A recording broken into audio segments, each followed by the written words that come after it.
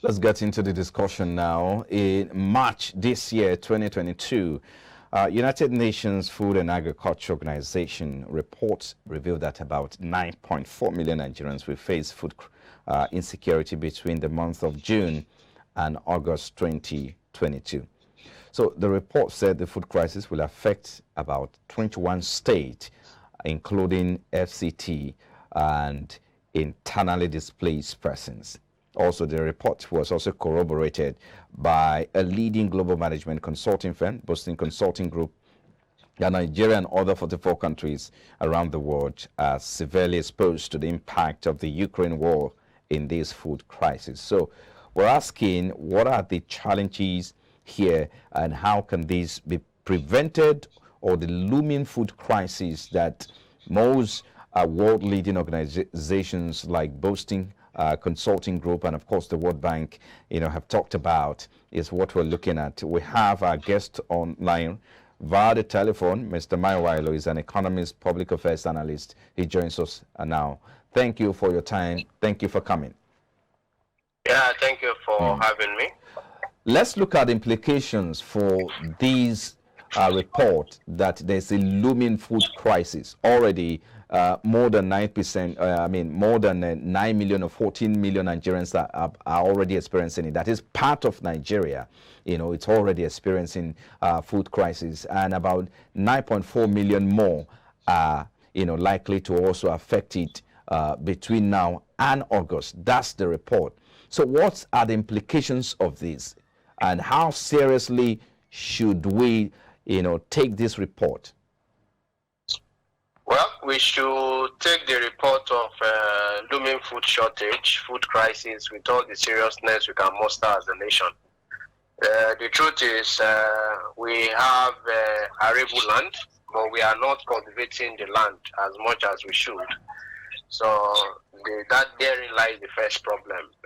Secondly, there are interdependencies, at least in terms of food shortage and food production, as it is with some other things globally. If we are dependent on a particular country or two, or a particular region of the world for some of the things we consume, and that particular region is hit by crisis, then definitely it will bounce back on us. Ordinarily, much of the things we import in this country are things we can produce locally. We have not been doing that for a while. We used to be the food basket of the world in the decades past. And, systematically, year after year, we've been losing our place in terms of producing enough, to the extent now that we have to be depending on importations to augment whatever it is we produce.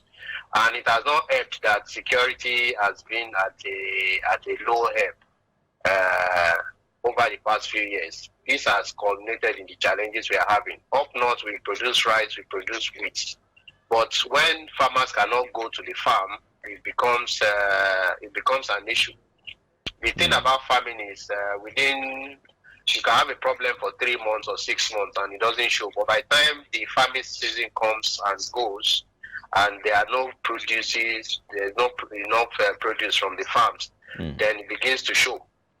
Maybe you had problem with 2,000 acres in 2019, but by the time it gets to 2022, it's now 20,000 acres. You can be sure that whatever food is supposed to come from the farms that are supposed to be farmed and are not farmed will begin to have impact in the market, as it were.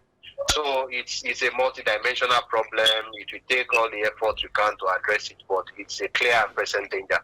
And all the reports that you see about looming food crisis, somehow you always see Nigeria come in there, because we have a big population and we are not really getting too serious with the policies that are working. Not that there are no policies, not that there are no actions being taken, but are they really eating where the rubber meets the road? Are they really as effective as compared to the amount of money being spent? So it's a clear and present danger, and we need to do everything we can to avoid the food crisis that is coming. Now, you mentioned the issue of insecurity, which of course has prevented farmers from accessing their farmlands. That is not, to some people, that is not the only issue.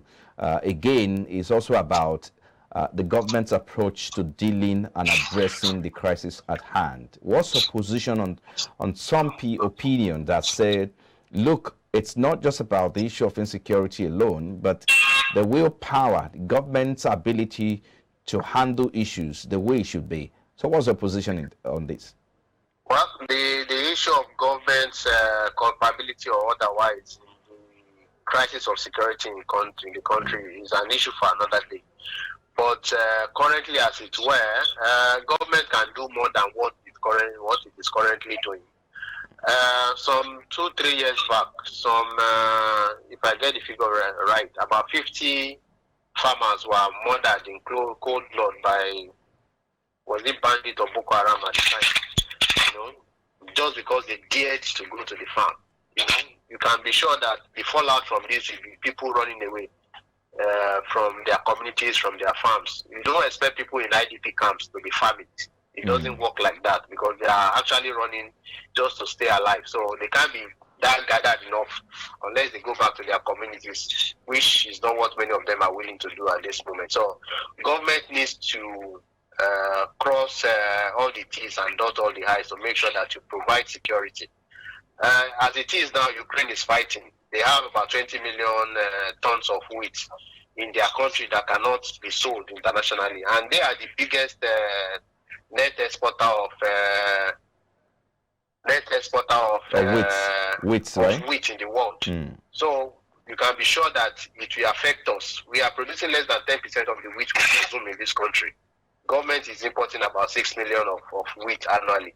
So if we are not careful, the problem will come. And whatever needs to be done has to be done to make sure that it doesn't translate into clear and present dangers that can take the lives of people and result in famine in the country.